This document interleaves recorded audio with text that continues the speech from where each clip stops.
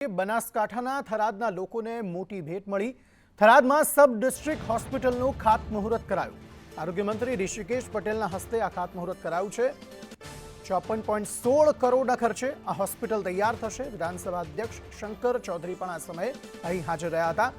આધુનિક સુવિધાઓથી સજ્જ આ હોસ્પિટલ નિર્માણ પામશે તેવું તેમનું કહેવું હતું। થરાદ સહિત સરહદીય વિસ્તારના લોકોને તેનો લાભ મળશે। લાંબા સમયથી સુવિધાયુક્ત હોસ્પિટલની અહીં માંગ થઈ રહી હતી, જે માંગ હવે પૂરી થઈ રહી છે।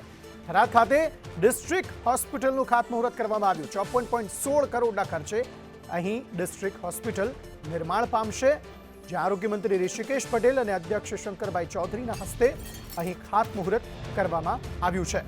થરાદમાં અત્યાધુનિક ડિસ્ટ્રિક્ટ હોસ્પિટલના નિર્માણથી સરહદી વિસ્તારમાં સ્થાનિક લોકોને અત્યાધુનિક આરોગ્ય સુવિધાઓ મળતી થઈ જશે।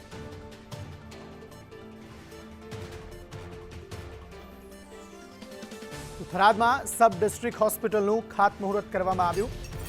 આ ખાતમુહૂર્તથી અહીં આસપાસના હજારો લોકોને ફાયદો થશે, જેમને અત્યાધુનિક સુવિધાઓ જે છે તે મળતી થઈ જશે। કાર્યક્રમમાં વિધાનસભા અધ્યક્ષ શંકર ચૌધરીની પણ હાજરી જોવા મળી। તેઓએ પણ આ ખાતમુહૂર્ત કાર્યક્રમમાં હાજરી આપી હતી। કુલ 54.16 કરોડના ખર્ચે આ હોસ્પિટલ તૈયાર થનાર છે, જેનાથી જે સ્થાનિક લોકો છે, હજારોની સંખ્યામાં જે લોકો છે, તેમને દૂર દૂર સુધી અત્યાધુનિક સુવિધા મેળવવા માટે નહીં જવું પડે। સ્થાનિક લેવલે જ આ ડિસ્ટ્રિક્ટ હોસ્પિટલમાંથી તેમને સુવિધાઓ મળી રહેશે। બનાસકાંઠાના થરાદના લોકોને આ મોટી ભેટ અહીં મળી છે। આ ખાતમુહૂર્ત અને હોસ્પિટલના નિર્માણ બાદથી અહીં જે સ્થાનિકો છે તેમને અત્યાધુનિક સારવાર અને સુવિધાઓ મળતી રહેશે।